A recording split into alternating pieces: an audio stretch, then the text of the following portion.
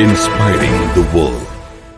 Sebanyak 40 pelaku usaha menengah kecil dan mikro atau UMKM Lorong ikut berpartisipasi dalam kegiatan ini.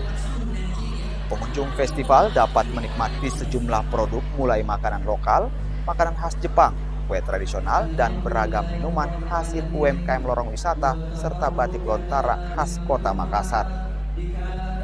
Dengan adanya kegiatan ini diharapkan pelaku UMKM Lorong dapat meningkatkan produk mereka untuk dipasarkan di masyarakat Kota Makassar dan tingkat nasional.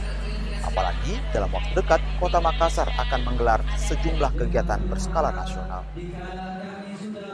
Kita bisa bergerak sama-sama untuk mengangkat tentunya UMKM kita, dan insya Allah ekonomi kerakyatan kita lebih bangkit lagi. Melihat kalau dari hasil karya ataupun produk-produk teman-teman UMKM di sini bagaimana mungkin? Sudah banyak perkembangan, tapi tentunya kita mau bisa terkurasi sendiri sehingga kita tidak usah khawatir lagi bahwa ini tidak laku, ini tidak layak dijual dan sebagainya. UMKM itu bukan sekedar jual produk, mereka juga bukan cuma seperti kacang atau craft, mereka juga usaha jasa juga itu UMKM semua. Jadi kita lihat nanti kalau mereka fashion show semua mereka, kenapa kita suruh buat, karena supaya mereka tahu bahwa UMKM itu juga jasa juga masuk dalam UMKM.